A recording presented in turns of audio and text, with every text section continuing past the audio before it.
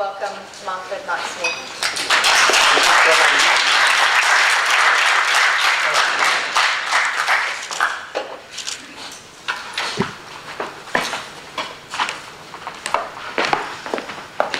Thank you very much.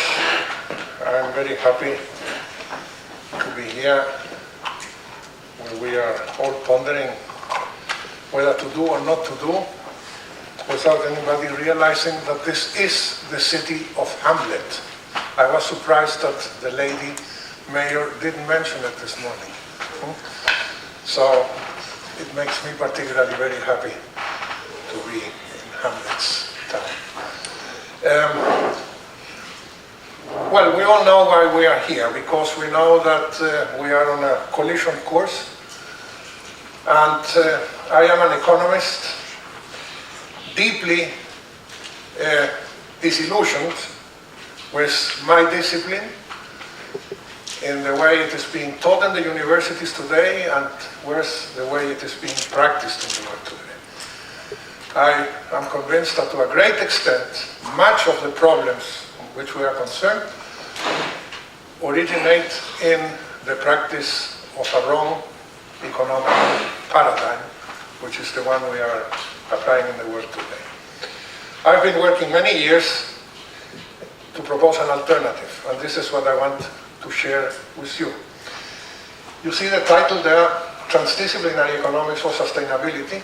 Well, things were already sort of mentioned during the day. Economics considers itself as a closed system that has no relation to any other system, which is absolutely absurd. For economics, the nature does not exist, the invisible does not exist, the informal does not exist, what cannot be measured does not exist, etc., etc. The first thing, we have to open our minds and see that this goes beyond a strict and simple discipline. The economics I propose is based on 5 postulates and 1 fundamental value principle. Postulate number 1 is that the economy is to serve the people and not the people to serve the economy. 2, development is about people and not about objects. 3, growth is not the same as development, and development does not necessarily require growth. This one is bloody difficult for my mainstream colleagues to swallow. This really hurts them, but we will see. 4, no economy is possible in the absence of the ecosystem services. And 5, the economy is a subsystem of a larger and finite system, the biosphere, hence permanent growth is impossible. And the fundamental value principle I propose is that under no circumstances whatsoever can an economic process or interest be above the reverence of life. Here you have a list. Normally when I give it and I'm looking at the audience, I sort of watch their body language, and the tendency is that people start, sort of agree. No? But the strange thing is, if you go again, one after the other through it, what we have today, one after the other, is exactly the opposite. Exactly the opposite. And this is what I want to show you. Let us take the first one. The economy is to serve the people and not the people to serve the economy. We hear a lot, because of unemployment. This has been very common in the last couple of years. Yes, there's much employment because there's not enough flexibility of the labor market. If the labor market were more flexible, there would be more employment. This sounds very elegant, no? But what is behind a statement like that? What does labor flexibility of the market really mean? It means that I can hire you below the minimum salary and release you whenever I want without giving you any compensation. Of course, there may be more people, having a job, but of course a lousy job. No? You may remember, when was it, about 2 years or 2.5 years ago in France? The government, preoccupied with the unemployment of young people, proposed a law like that. And what was the result? The greatest youth mobilization in France since the May of '68. All the French youth said no. They preferred not to have a job but preserve their dignity. And that was a big lesson. What do I mean by race to the bottom? You have a big transnational company, say Nike, those nice shoes people like so much. If it remains in the United States, it can no longer be competitive, because today any corporation, in order to be competitive, must reduce its standards. What does that mean? Find a niche where you can pay lower salaries, less taxes, less environmental regulations. So you move to Indonesia. And in Indonesia, through subcontractors, girls between 12 and 15 years of age in horrible places, make the shoes. And they get 10 cents of a dollar the hour. Fine. When I studied economics, I was told that when a producer reduces the costs, this is a benefit for the consumer. You think that those shoes whose real cost over there may not be more than $10 paying such salaries benefits the consumer? Not a penny. They continue selling them exactly at the same price as before, $100, $120, $150. The benefit is exclusively for the enterprise. What does that mean for the country? An investment like that sets a ceiling, and you cannot go beyond that. If you want to have better salaries or better working conditions, today capital mobility is so high, they pack and go, I don't know, why not to Sierra Leone? Probably they can pay 7 cents an hour, no problem. And this is guaranteed and supported by the World Trade Organization. But many people don't know that according to the Constitution of the World Trade Organization, if a big firm comes to your country to make an investment, and in that country there is any law or regulation that this enterprise considers that hinders its interests, the country is forced to eliminate that law and adapt to the interests of the enterprise. This is the democracy of the World Trade Organization. The immense majority of the people simply don't know these things. The last point. Many people are terrified when I mention this, but if you take the figures from UNICEF and ILO and other UN organizations or other institutions, NGOs, it is highly probable that today, 21st century, there are more slaves than there were before the abolition of slavery in the 19th century. And this is no news, no newspaper that has appeared. And 2/3 of these slaves are children. And the rest, the majority, are women. And when I say slaves, it's exactly what I mean. You get something to eat, you're even punished physically if you don't deliver, what you're supposed to deliver. So what do we have there? All these things are so that people are serving the economic interest and not the economy serving the people. And this is what we have all over the place. Development is about people and not about objects. We have been used from economics to know that there are certain macroeconomic indicators that will tell us, how well off or not is a given country.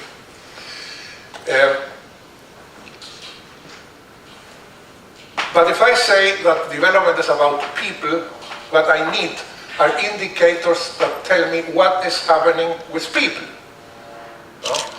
and not what is happening with money or with objects.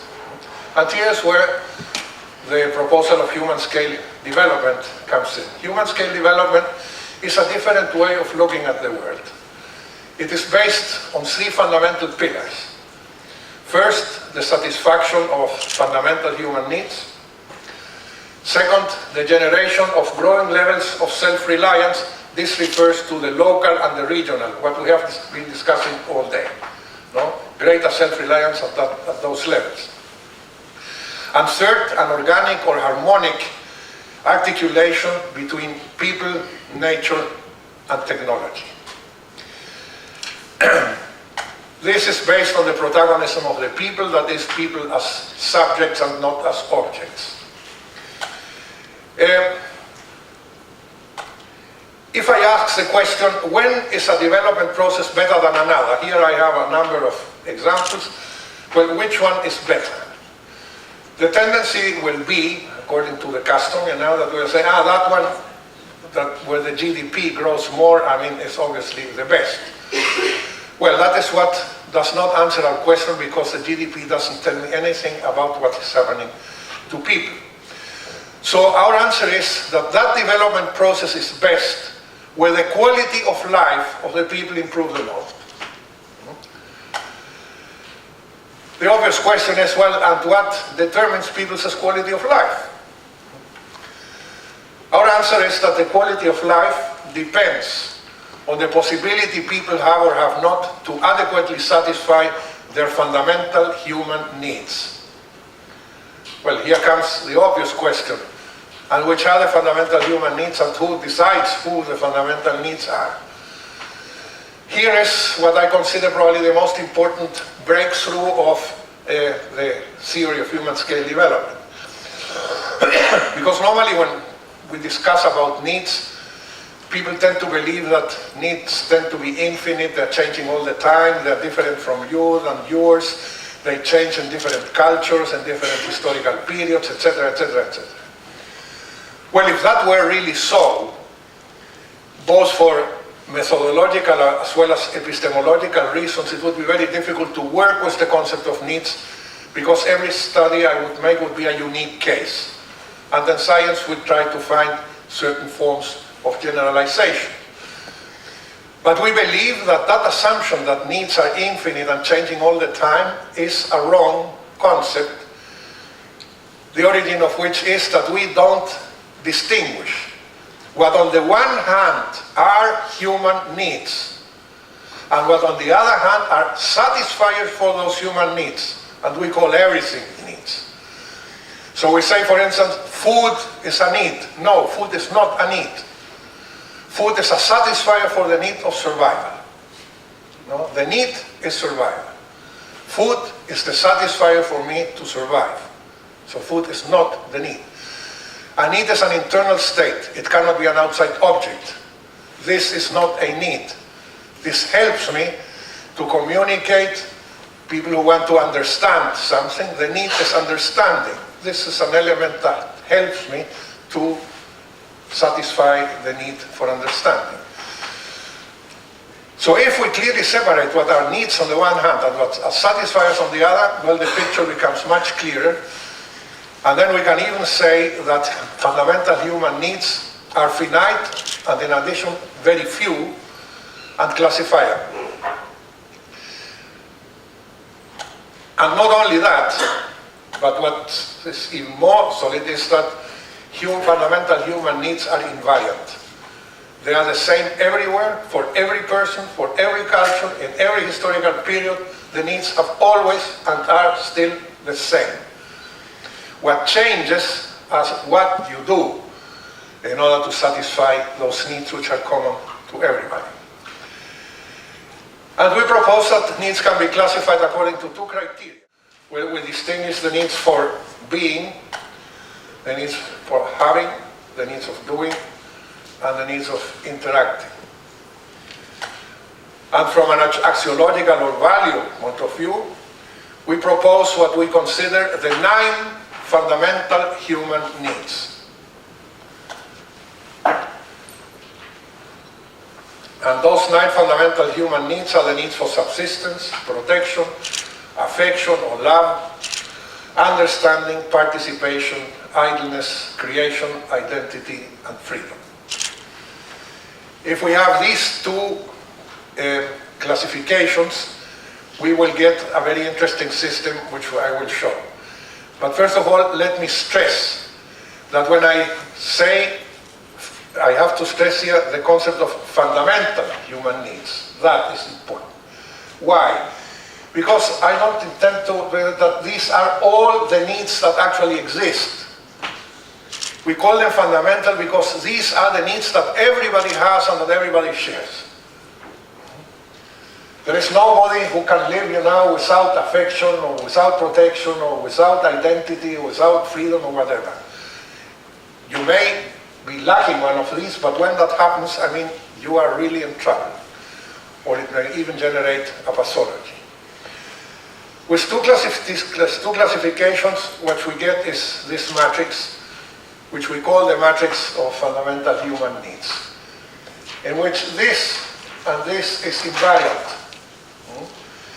All that is in blank here, well, that's your way of satisfying those needs, your way, or anybody. No? That is what changes. That is where the dynamics is. And in a way we can say that we can define the characteristics of a society by the type of satisfiers that it generates or does not generate. You can be an over-consumer, no? Here and here you have a Buddhist monk. Well, both have these needs. But my God, I mean, what they put in there is absolutely different to satisfy the same need. Here you have an example. This is just an example, you know, of what it could be. But in order to make you better understand what the system consists of, what do we mean with the being in relation to each one of these needs? The being refers to attributes, characteristics you must have as a person that will make it easier to satisfy that need. Here we're in a seminar where we all want to learn, so here we have to do with the need for understanding. Let's see what that means. What does the being mean in understanding? If we have, or each one of you have, for example, critical capacity, receptivity, curiosity, intuition, discipline, etc., well, if you have those attributes, they are very good for satisfying your need for understanding. The having, well, is clearer, except, and this is very important, in this matrix there is nothing material. There are no objects. Objects are not satisfiers. We will see that later. So when we refer to having, we refer, like here, literature, educational policies, communicational policies, etc., etc. It refers to institutions, traditions, norms, laws, etc. Non-material havings. The doing is, of course, the action. To understand, you have to analyze, study, meditate, investigate, do research, etc., etc. And the interacting refers to environments, which may be more inviting or less inviting, to the satisfaction. If you are in a university which has beautiful campus, it's all much nicer, than if you are in a big building, in the 25th story. Now, this, as I said, is a system, meaning that anything that happens here affects all the rest. This system allows us to reconceptualize certain fundamental concepts, the most important of which is the concept of poverty. In human scale development, we don't speak about poverty. We speak about poverties, plural, in the sense that any one of these fundamental human needs, deeply unsatisfied, generates a human poverty.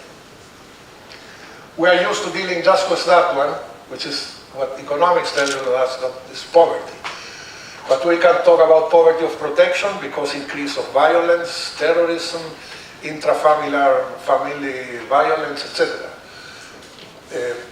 Poverty of affection, again, because discrimination of women or children, etc. Of understanding, the authoritarian classroom, indoctrination instead of true education, etc., etc. And you can deduce, the others, identity, crisis of identity, because of gender discrimination, racial discrimination, religious discrimination, what have you, political discrimination. In this country, they have the experience, many of us from Chile, including myself, we were part of our exile during the dictatorship in Chile, and that creates tremendous identity problems. Well, now, if we talk about poverties, what we can observe is that whenever any one of these fundamental human needs is deeply unsatisfied in terms of intensity and duration, it generates pathologies. It makes people sick. Deep lack of affection, for instance, may generate a deep depression. You know? And depression, can be absolutely disastrous. You know? There are many ways of dying. You don't only die physically. Deep depression is a way of being dead, and affecting everything that surrounds you. But the most worrying thing is what we observe today in the world is no longer individual pathologies, but collective pathologies. We find all sectors of society, and sometimes even whole society, that fall into a totally pathological form of behavior. And if you analyze that case, you will see that in that society, this matrix is destroyed. Yeah. Take Chechnya. Take things that happened in the former Yugoslavia. And you will see, okay, you are a Chechenian, what happens? Or to give a recent example, an example right now, you are a citizen of the Strip of Gaza. Well, what happens there? Subsistence is a disaster. Protection, none. Any moment, a bulldozer may bulldoze away your house. Affection, well, you only generate hostilities. Understanding, well, why me? The same that happened to Jews before. Why me? Because I am a Jew, I have to be eliminated. Well, because I am a Palestine, I have to be eliminated. Well, participation, probably the only participation is to defend and to attack. And so on and so forth. Then you see a case, where you can explain the forms of behavior because this is destroyed. And on the other side, there are also a lot of people who have the same fears, and believe that this is destroyed, and act accordingly. And these things are not solved simply with diplomacy, and obviously not with guns. This is absolutely obvious. We really must understand, that we must deal with each one of these things. Now, satisfiers can be of a different kind. 5 kinds actually. The first one is the destroyers, which, because of the way they pretend to satisfy a need, they end up destroying that same need plus others. If you start an arms race, it's for the purpose of protection, but if it goes beyond, a certain limit, it destroys protection and others. Exile is also, the dictator, it's exile for terms of protection, and we know how the history ends. The pseudo-satisfiers are those that give a false sensation of satisfaction. Here is a man, lonely, since nobody loves me, I need somebody to be nice to me, etc. And then he goes to a house of prostitution. And when he leaves the house, he feels more miserable than when he went in. This was the wrong way of trying to satisfy the need for affection. Okay? But these are tremendously important. The pseudo-satisfiers are a condition for the reproduction of a capitalist system of a neoliberal type like the one we have today. And in this respect, one of the most colossal industries that we have is the industry of advertisements, of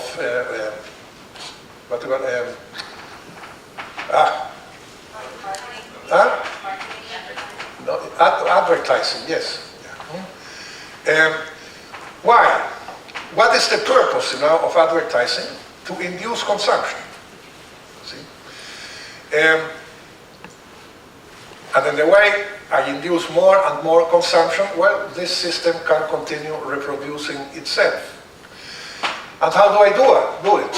Well, trying to convince you now that you are really satisfying a very fundamental need, And you see there, that if you use this last blue jean, men will go crazy when they look at you.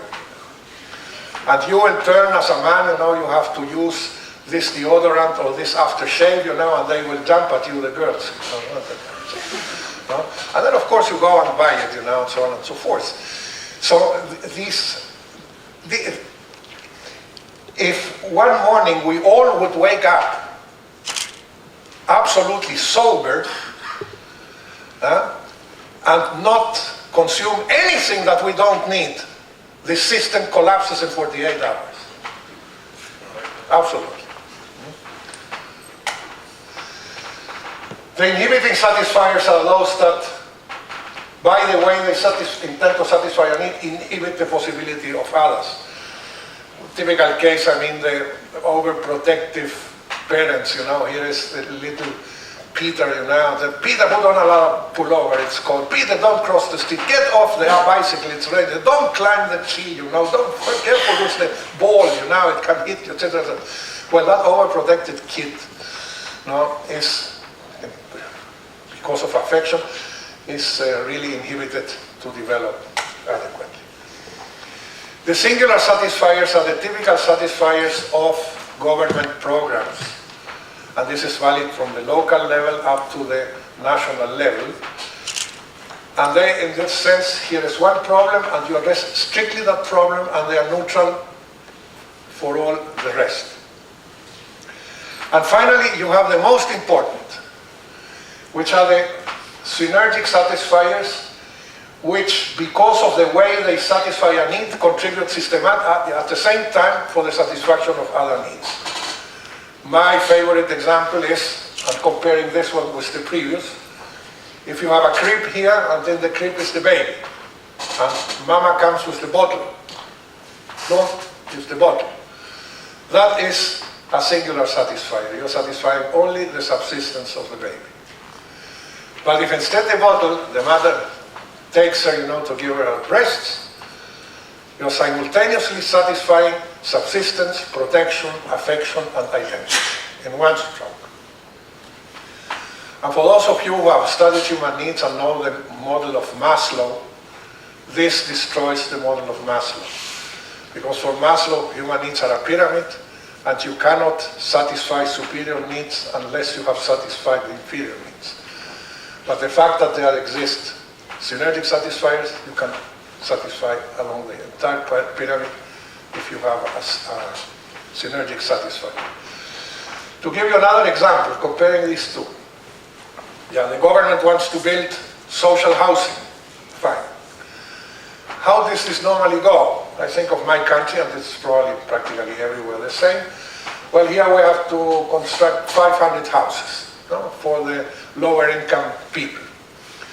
Well, some firm, gets the contractor and builds the houses. And once they are built, then, of course, the inauguration, and there comes the housing minister or the governor or whoever, the television is there, the papers, the strip, which cut, and all the discourses, and there is an old lady, Doña Maria, and then the minister comes and says, Doña Maria, the keys to your house. And Doña Maria cries, and all this is on television, and the minister feels, fantastic. Well, what happened there? Nothing. It's an absolutely singular thing, with a lot of television, but no transcendence whatsoever. Alternative number two, you're going to build the 500 houses, which means that you have 500 lots. And you know the list of the people who are entitled to have those houses. So once you have the lot, you call the people. You call Doña Maria. Say, Doña Maria, come here. Your lot is lot 121. Come, this one. And Doña Maria goes and stands on the lot. And my house is going to be here. And when they start building the house, of course Doña Maria goes to see, well, how's my house going? And she meets the neighbor. And there the other guy, has a good idea. Look, why don't we do this or that? On some other day comes Doña Maria, and there is the carpenter who's going to put on a panel. Instead of putting the window here, why don't you put it here? Come on, no, certainly, Maria, fine. Instead of opening the door to the inside, I would like you to open it to the outside. Of course, no problem whatsoever. Finish it. Now there you have a whole process going on. People meet each other, have ideas, creativity happens, friendships occur, etc., etc. Again, there comes the minister. Again, he cuts the thing. In the first case, he inaugurated 500 houses. In the second case, he inaugurated a community. My God, and that's bloody different. And did the community cost more money? Most probably it cost less because of the participation of the people. They themselves lit some bricks, and in the community are carpenters, electricians, everything, and they contributed to the thing. So it's probably even less expensive. That's synergy.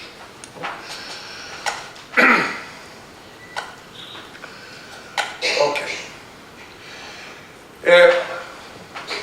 How do I get backwards? Yeah. Growth is not the same as development, and development does not necessarily require growth. This has nothing to do directly with it, but this I thought was nice. Study made at university students in the UK, those who felt little loved, thought that money was very important, and those that felt very loved, money was really less important. So there is an inverse correlation between the value you give to money in relation to love. Michael, I don't know what's happening here. Well, I can tell you what this is. This is a curve of 70 years of per capita growth in the United States. 70 years. It goes like that. And here is the people who declare themselves very happy. No variation. No matter how much growth you have, there's no correlation between happiness and... well, again, we say that an economy is successful if you have increase of GDP, and with that you make decisions, policy making, investment plans, etc., etc. What are the main deficiencies of GDP? First of all, GDP is a sort of crazy arithmetic.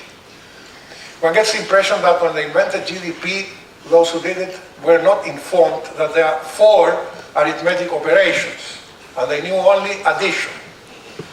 No? Huh? Yes, because in the GDP you add everything. Everything. No? The cost of the big accident there now on the main road, that makes the GDP grow because it increases, consumption of mechanics, hospital services, whatever. An epidemic, here in Helsingborg is fantastic for Helsingborg's growth of GDP. You see? So, anything that happens, is added, as long as it has monetary value. And that is conceptually, of course, absurd. On the other hand, it does not consider what does not generate money flows, which means that it is also an indicator that to a great extent is machista, no?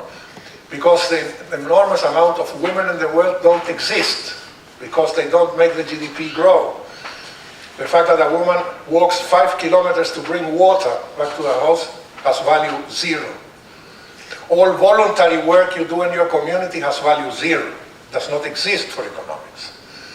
And all those things are fundamental for a society. So that's the absurdity of the indicator. Years ago, working with these matrices in different countries, we came to a conclusion that generated what is called now the threshold hypothesis, which has generated much discussion. I mean, you can Google into that and you will see. Where we came to the conclusion that in every society there seems to be a period in which economic growth, conventionally understood, brings about an improvement in the quality of life. But only to a point, the threshold point, beyond which, if there is more economic growth, quality of life may begin to deteriorate. This, what I said, is bloody difficult for my mainstream colleagues to swallow. It goes against the fundamental principles of the economic religion. Well, we presented this, it was in a symposium in Colombia about 15 years ago. It provoked the corresponding scandal. But as it happens in science, 6 months later, a paper was published by Herman Daly and John Cobb. Daly was an old friend of mine from the times of Berkeley. And they had produced a different index, which they called the Index of Sustainable Economic Welfare, today called genuine progress indicator, in which they compared GDP growth per capita with this other index. This other index is also an aggregate index as the one of the GDP, only that it has additions and subtractions. Everything that has a negative impact in society is subtracted. In other words, the cost of that accident over there is subtracted, not added. The cost of depletion of natural resources is deducted. The cost of pollution are deducted. And everything that is positive is added. And the result was this for the United States. This is GDP growth, and this is the other indicator. When we saw this, we were quite fascinated because we said, Jesus, I mean, this using a totally different methodology, a statistical methodology. Here we see clearly the threshold point. Here they are parallel up to there, and from there this continues up, and this begins to go down. Well, but this was just one case, may have been a coincidence. But we began working together with different groups, and different groups were organized in different countries, mainly in Europe, practically all in Europe, to make the same study in the different European countries. And the results were the following. Here we have again the United States, but in terms of an index with 1970 equal 100. The United Kingdom, here you have the increase of that, and here it is really a collapse. It is really dramatic how it falls. Austria, again, you have a threshold there. Austria stagnates while growth continues. Germany, 1982, you see, goes down. Here again, but this is the consequence of the German reunification. So here we're dealing with a different universe again. The Netherlands, clearly a threshold there. Look how parallel they are until that point. Sweden, also about 82. The first southern study was Chile, where we also have there very clearly a threshold point. Italy has two. No? Italy is always, Italians are chaotic, so even there they are. I mean, that's why they are so nice. Australia, look, and here again the United States. Why? All this provoked a tremendous discussion, and some economists, were almost furious against this and tried to discredit it and say, no, this is a methodological error. I mean, the calculation is wrong. I mean, the way the weights given to the different components is wrong, etc., etc., etc. Well, it has developed up to this day 15 years of polemic. There are still some solidly against it, but it is today, an absolute minority. But as a consequence, there were many criticisms that were really good criticisms and that led to an improvement of the indicator. That's why today it even changed its name. It's no longer Index of Sustainable Economic Welfare, but Genuine Progress Indicator. And this is the readaptation of the first one for the United States. No? It is less sharp, but you see, that in essence, the threshold point is there. Now, here you can see an example, a quick example of the things that are added, which are also added in the GDP. So the public consumption, income distribution, value of household, community. Here we add positive value, what has no value in the other one. Household work is zero in the GDP. No? But here it is assigned a value, and it's not difficult to assign the value. The value of the work you do in your home as a woman would be equivalent to that which you would pay to someone to do it.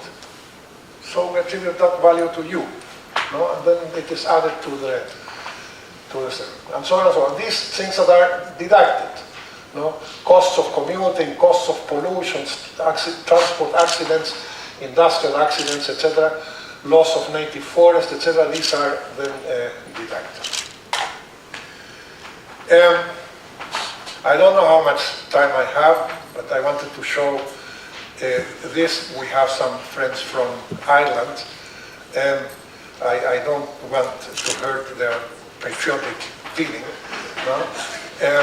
So we may leave it for the end if we have 5 more minutes, and I will continue with the postulates.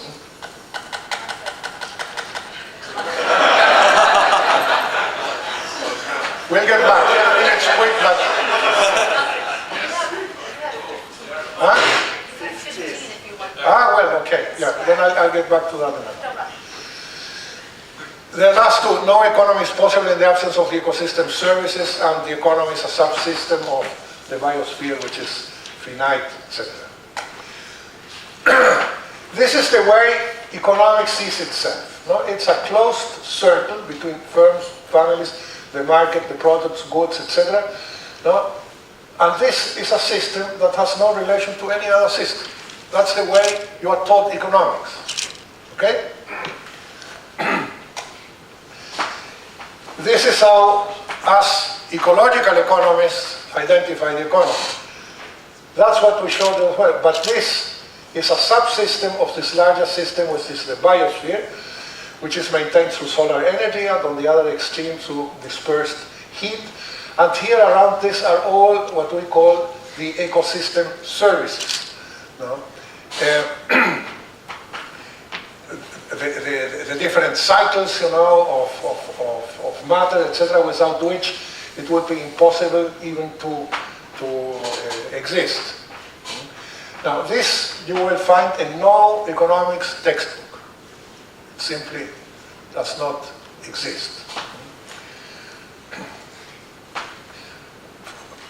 For instance, I mean, among the photosystem, the services, photosynthesis. If there were no photosynthesis, we wouldn't be sitting here.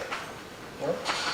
And that has no value in economics. I mean, the laws of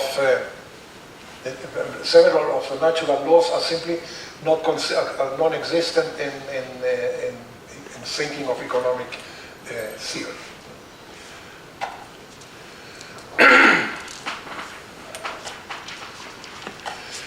What indicators do we have for this?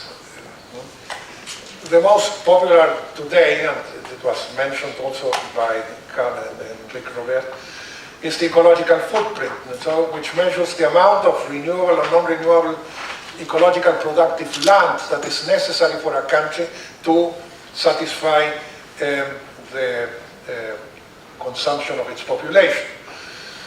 And that ecological footprint may be bigger than the country, which means that that country alone is insufficient to satisfy it, and the rest is brought from abroad, or it may be smaller. The point is that this has been calculated now for all countries in the world, and we have an enormous amount of data, very, very extremely detailed data, where we can really make very solid analysis. And the situation today, this is to make it very short, is that this is how worldwide, globally, the ecological footprint has been increasing. This means that up to 1985, close to 90, this is one Earth. We reached the limit. And now this means that having one planet, we are using 1.25 planets, 1.25 planet. That's the situation in which we are today. What does that mean? That a renewable natural resource which I extract from the Earth in 12 months, the Earth takes 16 months in reproducing it. Or to put it in other words, it's a case in which if this were an enterprise, we are beginning to eat our capital instead of living off our interests. So here we are beyond the limit, and this is another reason why we have to get back and make a U-turn, mainly in the richer countries, of course. What we have as a budget is 1.8 hectares per person on this planet. And, of course, here you have what has been happening as a consequence of this. the reduction of terrestrial species, of freshwater species. Look how it has dropped from the moment in which we crossed that limit. Other marine species, etc., etc. Here we have another indicator. These are latitudes of the world. This is the equator, and this is carbon emissions for different years. Here you have 40 is the United States mainly. Europe is further up here. So this is the contribution of the United States. I live exactly in 40 south there, so I can declare myself innocent.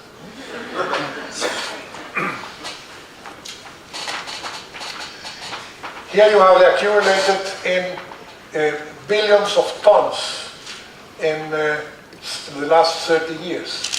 186 billion tons just the United States. There you have Canada, the European Union, Russia, etc. And the South contributes, as you see, immensely less.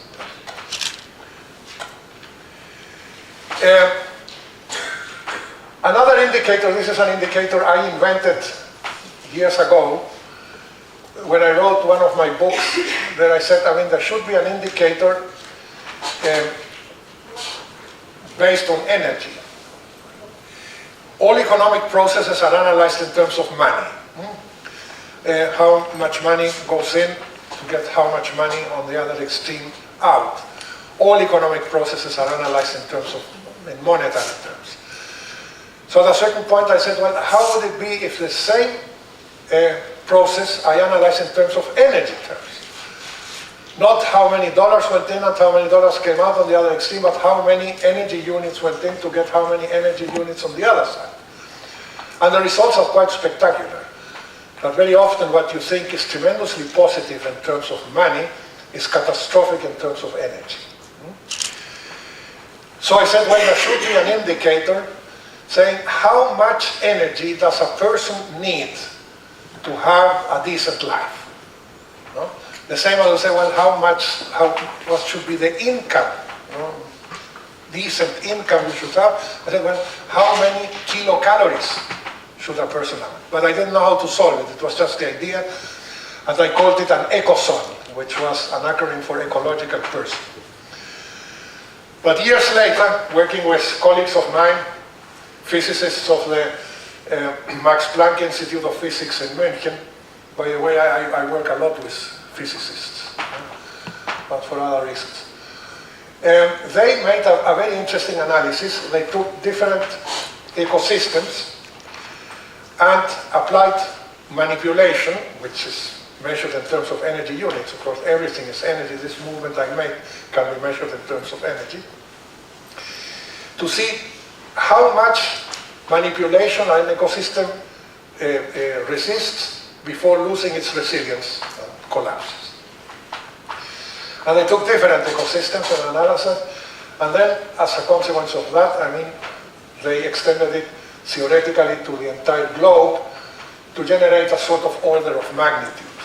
And came out with this formula, which is that the limit what an ecosystem resists is between 14 gigajoule per square kilometer per day, or on the other extreme, you have 0.16 watts per square meter. If you extend this to the entire globe to see how much does the globe resist, the limit of the resilience to human manipulation amounts to the power equivalent of 9 terawatt year per year, which corresponds to about 20% of the total sun energy that reaches the continental biosystem. The prefix tera is 10 to the power of 12. So 9 tera, this is a 9 with 12 zeros. This is the limit. If we go beyond 9 terawatts in manipulating our planet, the planet begins to travel. Now, therefore then, if we have 9 terawatt as the limit and we have 6 billion inhabitants, the result is 1.5 kilowatt hour per person, and this is what I call an ECOSON. If you as a person are within this, you are an ecozone.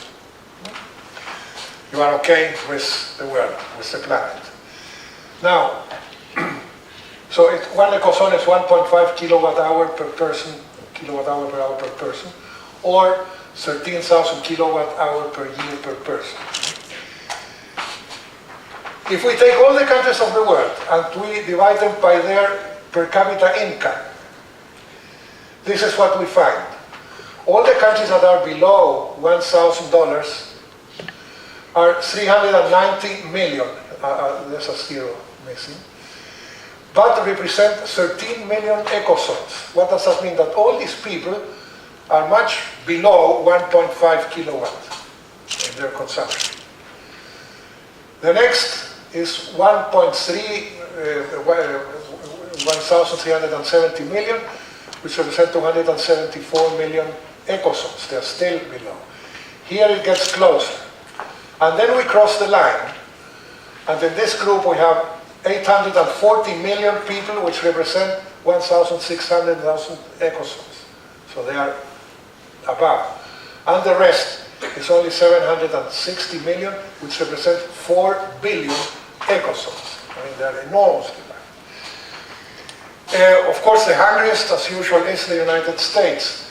What happens if we compare the United States? The United States has now 350 million inhabitants, but those 350 million represent 2 billion ecozones. This means that the United States is 10 times India, is 3 times China, 34 times Indonesia, and 20 times Brazil. When I go into a classroom and ask the students, please tell me which are the overpopulated countries in the world. China, India, no. You see, that's again the wrong assumption of demographics. That assumes that one person is equal to one person, and that's not the reality. The baby that was just born in Boston Central Hospital in Massachusetts is not the same as the baby that was just born in a hut in Sierra Leone. Not because one may be black and the other may be blonde, but because the weight the Massachusetts baby is going to have on the environment may be equivalent to 25 or 30 babies of Sierra Leone. So we have to convert population persons into ecozones, and this is what we get. So which are the overpopulated, the most overpopulated country in the world? Is the United States. If you take only the 5 richest countries in the world, and those 5 richest countries of the world reduce their energy consumption just in 5%, something that you will not even notice, just 5%, the impact would be equivalent to the entire population of India disappearing. It's the same weight. All of India is 5% of the 5 richest countries in the north. So,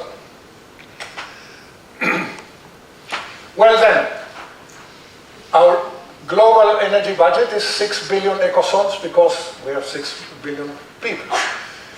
Now, according to statistical information of the World Bank, we calculate that we are already at 8 billion ecozones, which means that we have an energy overshoot of 1/3. Practically the same conclusion we come as with the ecological footprint. We are using here 1.3 planets having only one planet. And then, to finish, my value principle: under no circumstances whatsoever can an economic process or interest be above the reverence of life.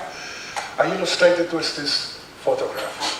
Unfortunately, it doesn't appear very well, but I suppose you agree with me that this is very beautiful. These are the Chilean black-neck swans. It's the only part where you have the swans with a black, they're white with a black neck. And this is exactly my city. My city is surrounded by this fantastic and enormously big water, what do you call it? Huh? Yeah, wetland, that's right.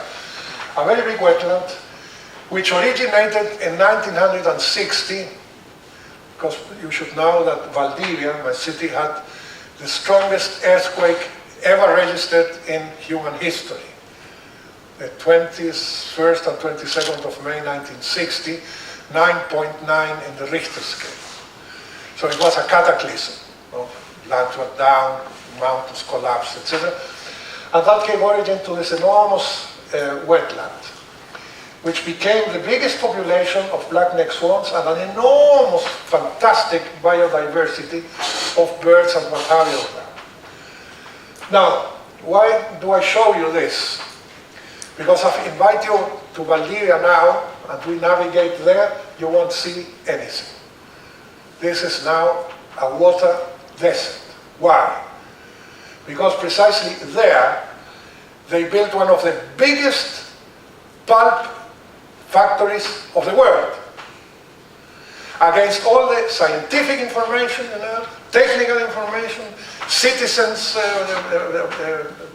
will, etc., etc. No, boom, and there it is. And it throws, of course, its residues into this, and it killed everything. The average population we had there was about 8,000 swans. And you would navigate between them. It was paradise. But what is the reaction? Well, that's the cost of progress. You don't want progress? My God, how can you be so primitive? Huh? Well, that's it. So if I have the 5 minutes to show my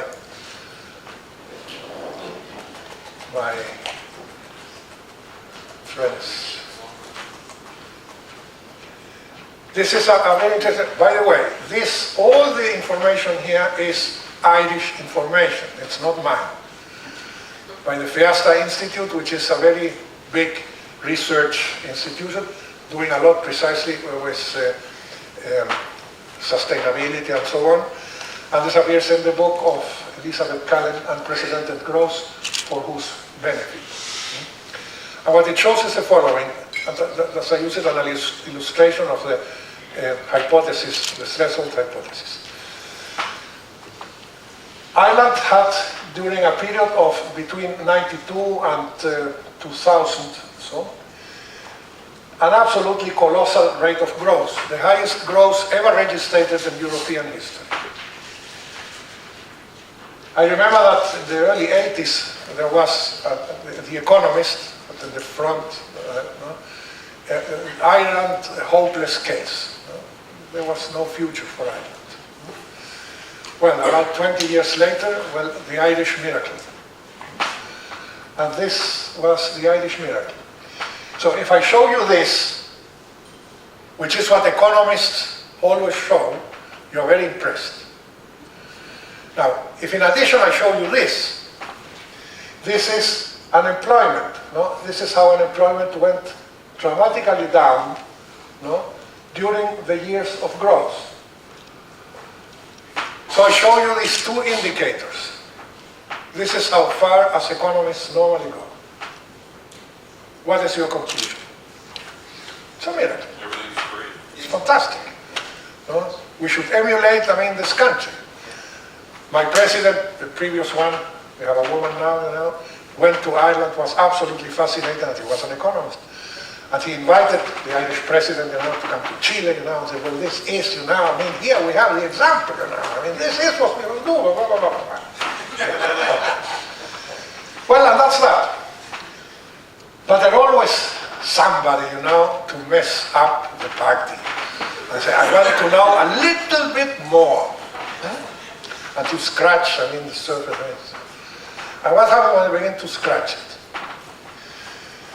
Increase of working hours in the European Union plus Japan. Some have decreased the working hours, others there. That's where Ireland is. Satisfaction with life.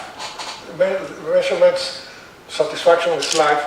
This is when the colossal growth begins here, and it falls by 50%. feeling of the people. This one is dramatic, you see? And this is what is normally never shown. Where did the growth go? Practically 95% of the growth concentrated in the first decile. And these are the others where you have groups of people whose real income went down instead of up. Only these two are all the colossal growth concentrated there. This is very similar to the case in my country. Chile is always presented, as the successful Latin American country. No? They're all successful. I mean, doing its homework perfectly, You should do like Chile. And Chile is like this, exactly. But that is never shown. Chile is one of the 10 countries of the world with worst income distribution. The last 10. But the image is a fantastically successful country. Why? Because the other macroeconomic indicators, are very sick.